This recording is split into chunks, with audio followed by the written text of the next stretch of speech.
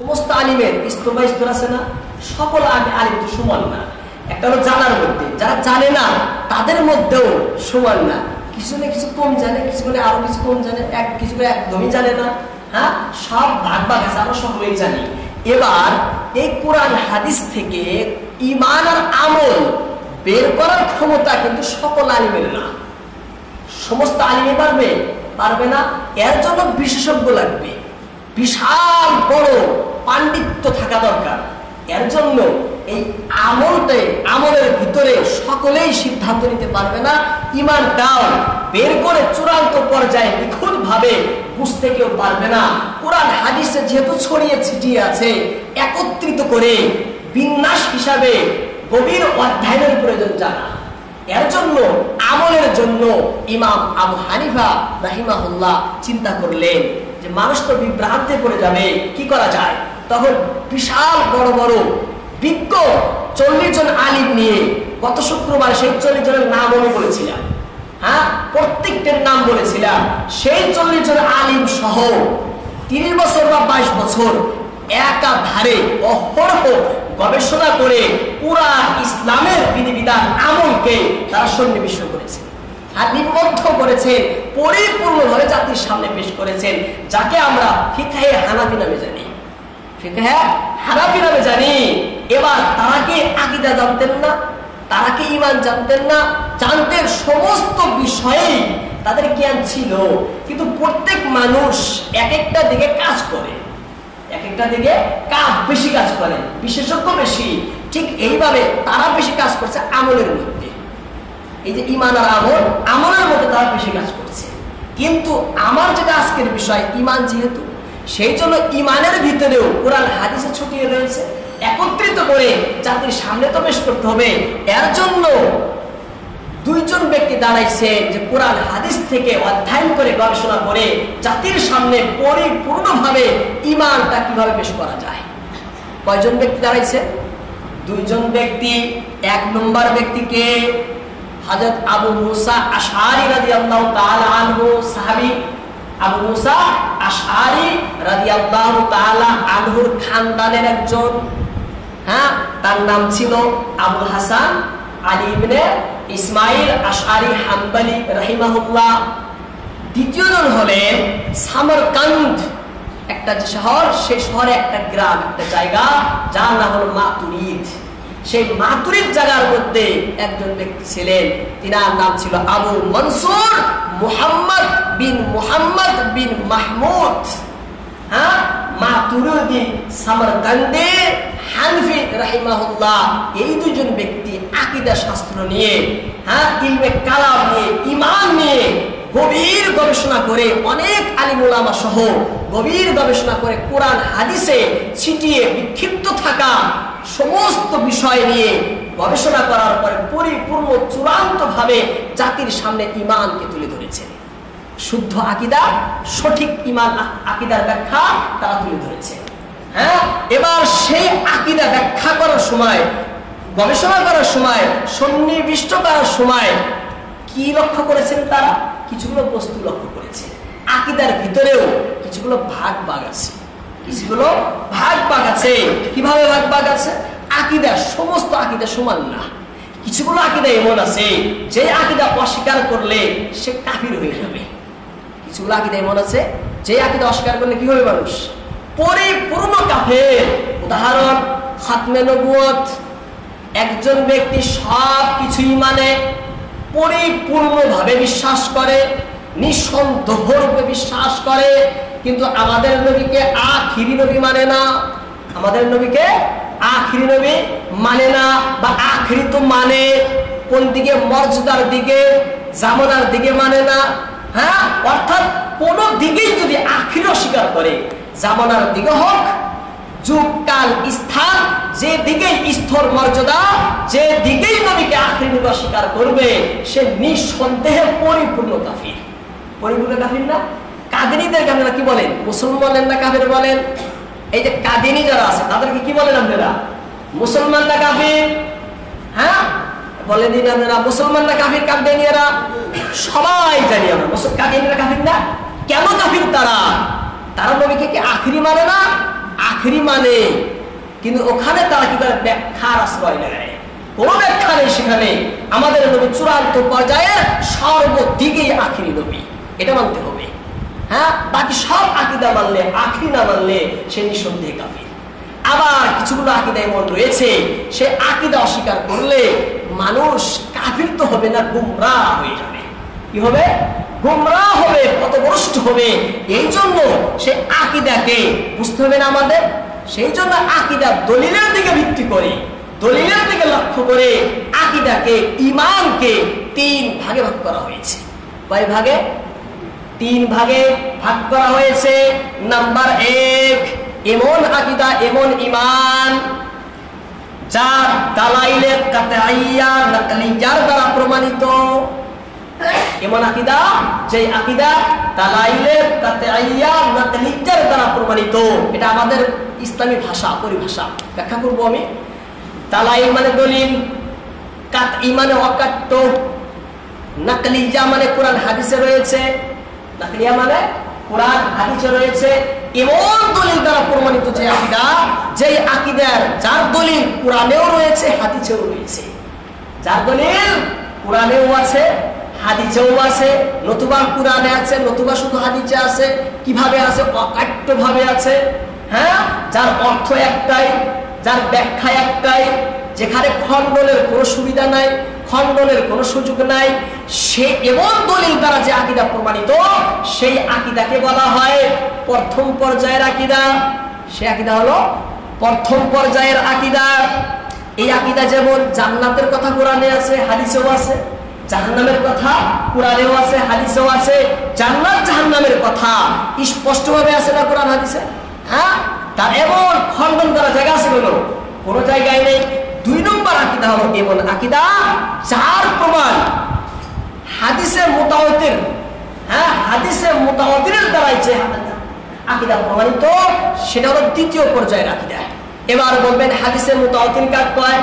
হাদিসে মুতাওয়াতির বলা হয় আল্লাহর নবীর কাছে, আমাদের কাছে হাদিস পৌঁছাইছে, এই পৌঁছানোর ক্ষেত্রে কইরা কি আসছে? সব হাদিস না ব্যক্তি পৌঁছাইছে। আল্লাহর নবী বলছেন, সাহাবা শুনেছেন, তার ছাত্র, তার ছাত্র, তার ছাত্র, এইভাবে তো আসছে। আমি বলেছি গত শুক্রবারে আমার সূত্রই পেশ করেছিলাম। এইভাবে এই সমস্ত সূত্র, এই সমস্ত সূত্র যদি এত থাকে, যার কোনো সংখ্যা নাই, যার কোনো গণনা নাই, গোটা বিশ্বে এত লোক গণনা করেছে, আপনি হিসাব করতে পারবেন না, সেই হাদিসকে বলা হয় হাদিসে মুতাওয়াতির। হাদিসকে বলা হয় হাদিসে মুতাওয়াতির। হাদিসে মুতাওয়াতির একটা পরিভাষা, ওই হাদিসের পরিচয় তুলে ধরার জন্য যে এই হাদিসটি এমন হাদিস, এই হাদিসটা গোটা বিশ্বের ভিতরে অসংখ্য লোক বর্ণনা করেছে, এত লোক বর্ণনা করেছে, আপনি গণনা করে শেষ করতে পারবেন না, গণনা করে শেষ করতে পারবেন না। যখন এত লোক গণনা বলছে, সেখানে কোনো সন্দেহ থাকে? সন্দেহ থাকে? কোনো সন্দেহ নেই। এই কোরআন যে কোরআন, এর দলিল মুতাওয়াতির। এই মুতাওয়াতির আমাদের কাছে দলিল। এই কোরআন যে কোরআন, আল্লাহর কালাম, এর দলিল কোরআন, কোরআনটাই প্রমাণ। এবার কেউ যদি বলে এই কোরআন যে আল্লাহর কালাম, তোমার কাছে প্রমাণ কি? কোরআন থেকে আয়াত পেশ করবেন আপনি। আয়াত কেন পেশ করবেন? কোরআনই তো আপনাকে প্রমাণ করতে বলছে না। হ্যাঁ, এই কোরআন যে আল্লাহর কালাম, আপনার কাছে কি প্রমাণ রয়েছে এটাই তো প্রমাণ করতে হবে। কোরআনের আয়াত দিলে তো প্রমাণ হইল না। হ্যাঁ, প্রমাণ হবে? হাদিস দিলেও তো প্রমাণ হবে না। তাহলে এখানে প্রমাণ কি? এখানে প্রমাণ হলো মুতাওয়াতির, তাওয়াতুর। এখানে প্রমাণ হলো তাওয়াতুর, মুতাওয়াতির। কি মুতাওয়াতির? গোটা বিশ্বের মুসলমান এক বাক্যে বলছে এটা কোরআন। শুধু মুসলমানই না, অমুসলিমরাও স্বীকার করে এটা কোরআন। শুধু মুসলমানই না, অমুসলিমরা কি করে? স্বীকার করে কোরআন। গোটা বিশ্বের মুসলমান, অমুসলিম সবাই এক বাক্যে যেহেতু এই কোরআন সম্পর্কে বলে আল্লাহর কালাম, এটা সেই কিতাব যেটা আমাদের নবীর কাছে এসেছে। আর সত্য থাকতে পারে, এটাই সব থেকে বড় দলিল, এটাই সব থেকে বড় দলিল। সেই জন্য বলছি কিছু আকীদা এমন রয়েছে যে আকীদা এমন হাদিস থেকে প্রমাণিত, যে হাদিসটা অনেক লোক বর্ণনা করেছেন, যার কোনো সংখ্যা গণনা করা যায় না। 3 নম্বর হলো এমন আকীদা যে আকীদাটা ইজমায়ে উম্মত দ্বারা প্রমাণিত। ইজমায়ে উম্মত দ্বারা প্রমাণিত। এই তিনটা কিন্তু প্রথম পর্যায়ে রাখিতে সব। হ্যাঁ, ইজমায়ে উম্মত, যেমন খিলাফতে সিদ্দিকে আকবর, আবু বকর সিদ্দিক রাদিয়াল্লাহু তাআলা আনহু প্রথম খলিফা। হ্যাঁ, এই প্রথম খলিফার আকীদা যে আমরা রাখি, যে সর্বপ্রথম খলিফাকে হযরত আবু বকর সিদ্দিক। এর প্রমাণ কি আমাদের কাছে? এর প্রমাণ হলো ইজমায়ে উম্মত। এর প্রমাণ দলিল ইজমায়ে উম্মত। সমস্ত সাহাবা, সমস্ত তাবেঈন, সমস্ত তাবে তাবেঈন, গোটা বিশ্বের উলামায়ে একমত আবু বকর প্রথম খলিফা। এর থেকে বড় কি দলিল হবে? হ্যাঁ, সমস্ত সাহাবার ছাত্র, তার ছাত্র, আর গোটা বিশ্বের উলামা একমত যে আবু বকর প্রথম খলিফা। এটা সবথেকে, এটা ইজমাই। কি বলে? ইজমাই উম্মত। বহুত বড় দলিল না? এই যে তিন প্রকার, এটা প্রথম পর্যায়ে। 2 নম্বর পর্যায়ের আকীদা হলো এমন আকীদা, যে আকীদা কোরআন হাদিসে তো রয়েছে, তার সাথে সাথেও সেখানে যুক্তিও আছে। সেখানে কি আছে? যুক্তিও আছে। যুক্তি কি? যেমন আল্লাহর অস্তিত্ব সম্পর্কে আকীদা কোরআনে আছে না, হাদিসে আছে না? আল্লাহ যে আছেন এর কথা কোরআনেও আছে, হাদিসেও আছে, কিন্তু সেখানে আকলও কাজ করে। আকল কাজ করে না? কিভাবে কাজ করে বলে দিই। দেখেন, জগতের ভিতরে আমরা যা কিছু দেখি একে বলে অস্তিত্ব। অস্তিত্ব বলে না? উজুদ আছে, আসমান আছে, জমিন আছে, সব মাখলুক আছে না? এক সময় কি ছিল? এক সময় ছিল না। আকাশ ছিল না, জমিনও ছিল না। যখন ছিল না, কোথায় ছিল তাহলে? তারা ছিলই না, তার মানে কোথাও ছিল না। তারা নাস্তিকতে ছিল, তাদের কোনো অস্তিত্ব ছিল না, তারা আদমে ছিল। হ্যাঁ, তাহলে আবার হইল যে একেবারে অস্তিত্ব। তাহলে গোটা সৃষ্টির অস্তিত্বটা এমন হইল না, একেবারে সম্ভাব্য অস্তিত্ব। একেবারে সম্ভাব্য অস্তিত্ব, আরবিতে বলে মুমকিনুল উজুদ। হ্যাঁ, যার হওয়া না হওয়া বরাবর, থাকা না থাকা বরাবর, এক সময় ছিল না আর এক সময় হয়েছে, তাই আর অস্তিত্বটা হওয়া না হওয়া বরাবর হইল না। হ্যাঁ, আবার কিছুগুলো বস্তু এমন আছে যারা আজ পর্যন্ত হয়ই নাই, থাকতে তো পারে, হয় নাই, এরকম তো আছে। কারণ যখন এই গোটা জগতে ছিল না, আবার হয়েছে, তাহলে আমরা জানি যে কিছু এমনও আছে যারা আজ হয় নাই। যদি হয়ে যায় তাহলে হওয়া না হওয়া বরাবর হবে, তাদের অস্তিত্বটা সম্ভাব্য অস্তিত্ব হবে। আর যদি না হয়ে থাকে তাহলে তাদের অস্তিত্বটা অসম্ভাব্য অস্তিত্ব হবে। তাকে আরবিতে বলে মুমতানিউল উজুদ। হ্যাঁ, এবারে আকাশকে কে অস্তিত্ব দান করলো? এই জমিনের অস্তিত্ব কে দিল?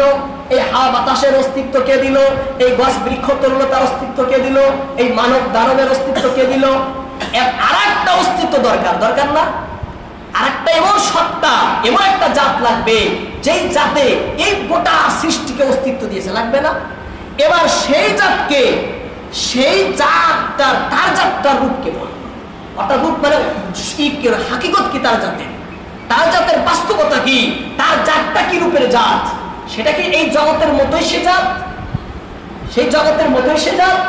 হ্যাঁ, সেই জাতটা যদি সম্ভাব্য অস্তিত্ব হয়, তার মানে মুমকিন উজুদ হয়, তাহলে তার মধ্যেও তো হওয়া না হওয়া বরাবর হবে। হ্যাঁ, হওয়া না হওয়া, তাহলে তার জন্য আর একটা সত্তা লাগবে তাকে বানাবার লেগে। আবার সে সত্তা তার মধ্যেও যদি মুমকিন উজুদ হয়, তাহলে আর একটা জাত লাগবে। এইভাবে চলতে থাকবে গোটা জগতের ভিতরে, আর কোনো অস্তিত্ব, মূল অস্তিত্ব তালাশ করে পাবেন না। হ্যাঁ, তখন এর দ্বারা প্রমাণ কি হবে যে আকাশ নাই, জমিন নাই, হাওয়া নাই, অথচ আমরা দেখি আছে। হ্যাঁ, আছে না? তাহলে মানতেই হবে এমন একটা অস্তিত্ব আছে, যে অস্তিত্বটাই জগতের মতো অস্তিত্ব না। তাহলে পার্থক্য করবো কি ভাই? তখনই পার্থক্য হবে যখন সেই অস্তিত্বকে আমরা কি মানবো? অবশ্যম্ভাবী অস্তিত্ব মানবো। যার অস্তিত্ব হওয়াটা, যার থাকাটা জরুরি, যার হওয়াটা জরুরি, যাকে থাকতেই হবে চিরকালের জন্য, যিনি আছে, যার ভিতরে কোনোদিন নাই ছিল না, মানতে হবে না? দেখো, অবশ্যম্ভাবী অস্তিত্বকে মানতেই হবে। একেই তো আরবিতে বলে ওয়াজিবুল উজুদ। আরবিতে বলে ওয়াজিবুল উজুদ। আমরা সেই জাতটাকে আল্লাহ বলি। সে জাতটা কি বলি? আমরা আল্লাহ বলি। তাহলে যুক্তির দ্বারাই প্রমাণ হয়ে গেল আল্লাহর অস্তিত্ব আছে। প্রমাণ হলো না? যুক্তির দ্বারা স্পষ্ট হলো যে আল্লাহর অস্তিত্ব আছে। কোরআনেও আছে, কুল হুয়াল্লাহু আহাদ, আল্লাহ একক, এই আল্লাহর অস্তিত্ব প্রকাশ করতেছে। বিভিন্ন আয়াতের ভিতরে আল্লাহর অস্তিত্ব পাওয়া যায়, হাদিসের ভিতরে পাওয়া যায় আল্লাহ যে আছেন জগতের ভিতরে। হ্যাঁ, প্রেরণাও বলে, যুক্তিও বলে, মানুষের বুদ্ধিও বলে দেবে আল্লাহ আছে। হ্যাঁ, ক্লিয়ার? তাহলে কিছুগুলো আকীদা এই পর্যায়ের আকীদা আছে। 3 নম্বর পর্যায়ে আকীদা এমন আছে যে আকীদা যেখানে দলিল এমন দলিল দ্বারা প্রমাণিত, অকাট্য না। হ্যাঁ, অকাট্য না, দলিল আছে কিন্তু এমন দলিল আছে যেই দলিলের ভিতরে অন্য অর্থ আছে, অন্য অর্থ আছে, একটা অর্থ সেখানে প্রাধান্য পেয়েছে, একটা অর্থ বিভিন্ন দলিলের ভিত্তিতে প্রাধান্য পেয়ে সেই আকীদাটা প্রমাণিত হয়েছে। সেই আকীদা সেটা 3 নম্বর পর্যায়ের আকীদা। 3য় পর্যায়ের আকীদা, এই আকীদা কেউ যদি অস্বীকার করে তাহলে সে কাফির তো হবে না, গুমরাহ হয়ে যাবে। কাফির হবে না, গুমরাহ হবে। আর প্রথম 2 প্রকার আকীদা কেউ যদি অস্বীকার করে তাহলে সে পরিপূর্ণভাবে কাফির হবে। কোন একটাকে যদি অস্বীকার করে সে চূড়ান্ত পর্যায়ে সে কাফির হয়ে যাবে। এবার ক্লিয়ার হয়ে গেল। এবার প্রথম ঈমান কাকে বলে? হ্যাঁ, আমরা ঈমানের দলিলটা বুঝলাম। দলিলের ভিত্তিতে ঈমানকে 3টা ভাগে ভাগ করা হয়েছে, প্রথম ভাগ, দ্বিতীয় ভাগ, তৃতীয় ভাগ। প্রথম 2 শ্রেণীর ঈমান, এর ভিতরে একটা যদি কেউ অস্বীকার করে তাহলে সে পরিপূর্ণ কাফির হবে। আর দ্বিতীয় প্রকার, 3 নম্বর প্রকার ঈমান, এমন ঈমান তার মধ্যে থেকে যদি একটাকে অস্বীকার করে সে কাফির তো হবে না, কি মানুষটা পথভ্রষ্ট হবে, গুমরাহ হয়ে যাবে। গায়রিল মাগদুবি ওয়ালাদ দাল্লিন যে বলছে, সে দাল্লিনের মধ্যে পড়বে। হ্যাঁ, গুমরাহ হবে। এবার ক্লিয়ার হয়ে গেল। এবার আসেন ঈমান কাকে বলে? ঈমান কাকে বলে? ঈমান, ঈমান কি বস্তু? ঈমান বোঝার জন্য 2টি বস্তু বুঝতে হবে। ঈমান শাব্দিক ভাবে ঈমান কাকে বলে এবং ইসলামিক পরিভাষায় ঈমান কাকে বলে। শাব্দিক ভাবে, হ্যাঁ, অভিধান শাস্ত্র লিসানুল আরব 13 নম্বর খণ্ড 27 নম্বর পৃষ্ঠার ভিতরে লেখা হয় ঈমান শব্দের শাব্দিক অর্থ হলো নিরাপত্তা দেওয়া। ঈমান শব্দের শাব্দিক অর্থ হলো বিশ্বাস করা। ঈমান শব্দের শাব্দিক অর্থ হলো কাউকে সত্য মনে করে, কাউকে সত্য মনে করে তার কথা বিশ্বাস করা। এই তারিখটা মুনতাখাবের মধ্যে আছে শুরুতে। কাউকে বিশ্বাস করে, কাউকে বিশ্বাস করে, তাকে মানুষটা ভালো, সত্যবাদী, তার উপরে বিশ্বাস করে, তার কথাকে বিশ্বাস করা, এটা শাব্দিক ভাবে ঈমান বলে। শাব্দিক ভাবে ঈমান বলে। পরিভাষায় ঈমান কাকে বলে? পরিভাষায় ঈমান বলা হয় আল্লাহর নবী আল্লাহর পক্ষ থেকে, আল্লাহর নবী আল্লাহর পক্ষ থেকে যেই সমস্ত বিধিবিধান, যেই সমস্ত শরিয়াত, যেই ইসলাম, যেই দ্বীন নিয়ে এসেছেন, যেই দ্বীনের প্রমাণ দলিল অকাট্য দ্বারা প্রমাণিত, দালাইলে কাতঈয়া নাকলিয়ার দ্বারাই প্রমাণিত, হ্যাঁ, অকাট্য প্রমাণ দ্বারা প্রমাণিত ওই সমস্ত বস্তুকে পরিপূর্ণভাবে বিশ্বাস করা। সেই সমস্ত বস্তুকে পরিপূর্ণভাবে বিশ্বাস করা। কোন একটাকে অস্বীকার করলে সে কাফির হয়ে যাবে। যদি প্রমাণ হয়ে যায় যেটা ইসলামের বিধান, যদি প্রমাণ হয়ে যায় এটা রাসূলের হাদিস, যদি প্রমাণ হয়ে যায় এটা আল্লাহর আদেশ, ওই আদেশ যদি কেউ অমান্য করে সে মুসলমানই থাকবে না, মুসলমানই থাকবে না। 2 নম্বর কথা বুঝবেন, যেই সমস্ত বিধান অকাট্য দলিল দ্বারা প্রমাণিত ওই সমস্তকে পরিভাষা দেওয়া হয়েছে জরুরিয়াতে দ্বীন। ইসলামী পরিভাষায় তাকে বলে জরুরিয়াতে দ্বীন। এই জরুরিয়াতে দ্বীনের মধ্যে থেকে কোন একটাকে অস্বীকার করলে সে কাফির হবে, যেটা আমি খতমে নবুয়ত বললাম। 3 নম্বর মনে রাখবেন, জরুরিয়াতে দ্বীন আল্লাহর প্রতি ঈমান, রাসূলের প্রতি ঈমান, ফেরেশতাদের প্রতি ঈমান, কিতাবের প্রতি ঈমান, আখিরাতের প্রতি ঈমান, তাকদীরের প্রতি ঈমান, পুনরুত্থানের প্রতি ঈমান। এই সমস্ত জরুরিয়াতে দ্বীনের মধ্যে পড়ে, সমস্ত জরুরিয়াতে দ্বীনের মধ্যে পড়ে। নামাজ পড়া, রোজা করা, হজ করা, যাকাত দেওয়া, এগুলো যে আল্লাহর বিধান, এই বিধান উত্তর বিশ্বাস অন্তরে রাখাও জরুরিয়াতে দ্বীনের মধ্যে পড়ে। সুদ হারাম এবং জিনা হারাম, পাপাচারী হারাম, এই সমস্ত হারামের বিশ্বাস অন্তরে রাখাও ঈমানের মধ্যে জরুরিয়াতে দ্বীনের মধ্যে পড়ে।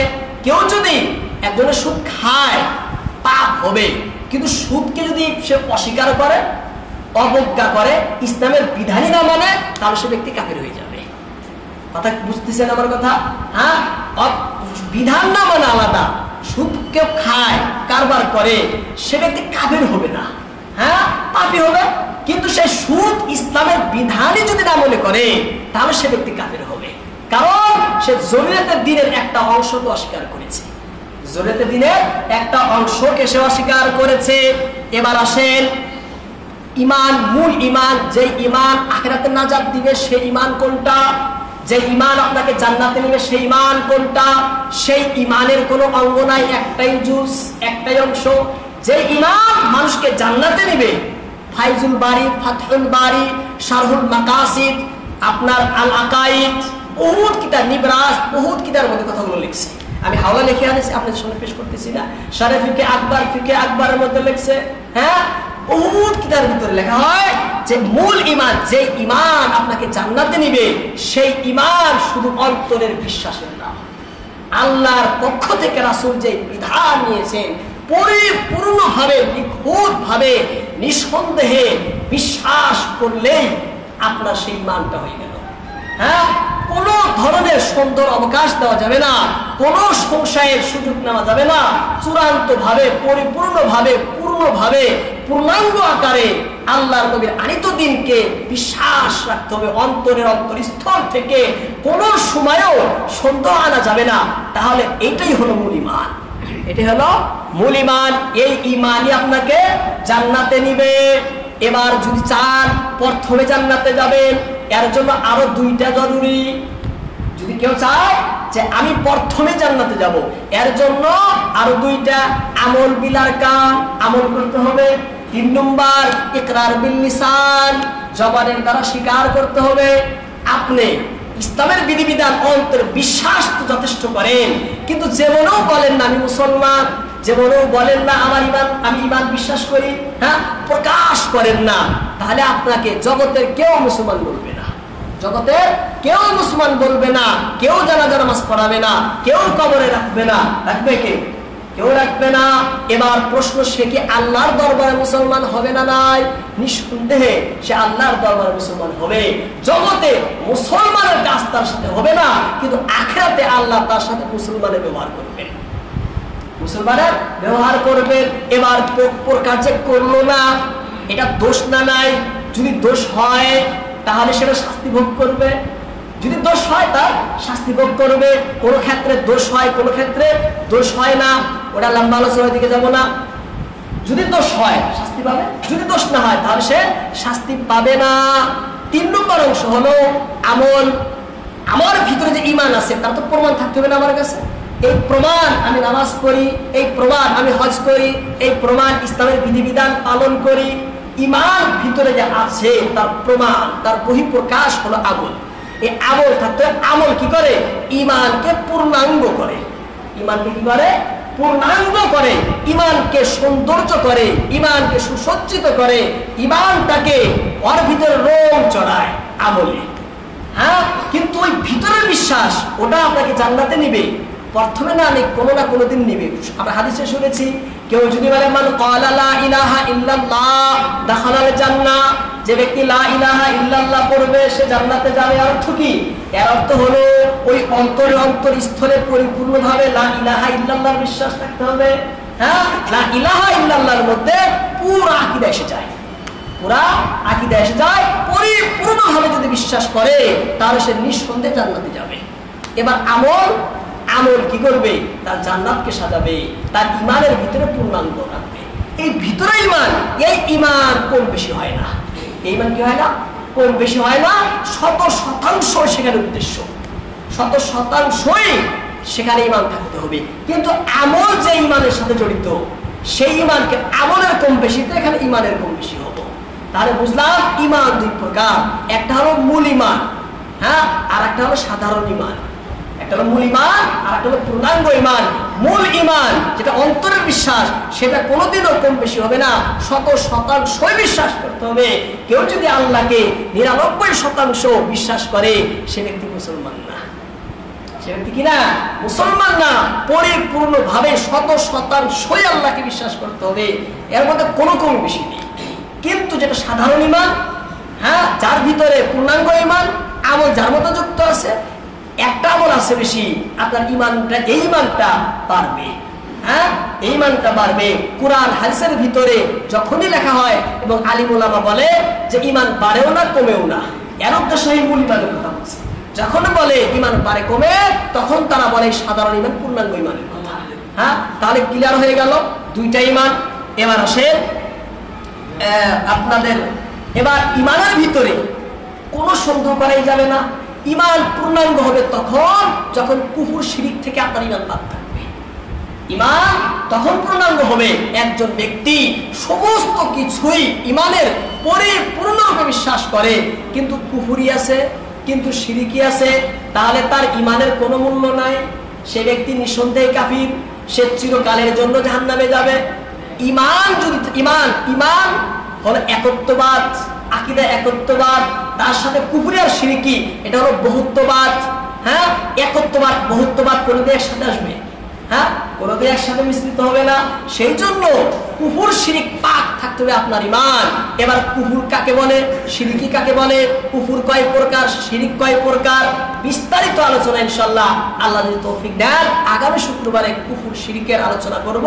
তারপরে আল্লাহর অস্তিত্ব সম্পর্কে আমানতু বিল্লাহ, আমরা যে আল্লাহকে বিশ্বাস করব, আল্লাহকে কিভাবে বিশ্বাস করব, কিভাবে বিশ্বাস করা কোরআন হাদিসে রয়েছে, আয়াত হাদিস তুলে তুলে আপনাদের সঙ্গে ব্যাখ্যা করব আল্লাহ যদি তৌফিক দেন। ওমা আলাইনা ইল্লাল বালাগ।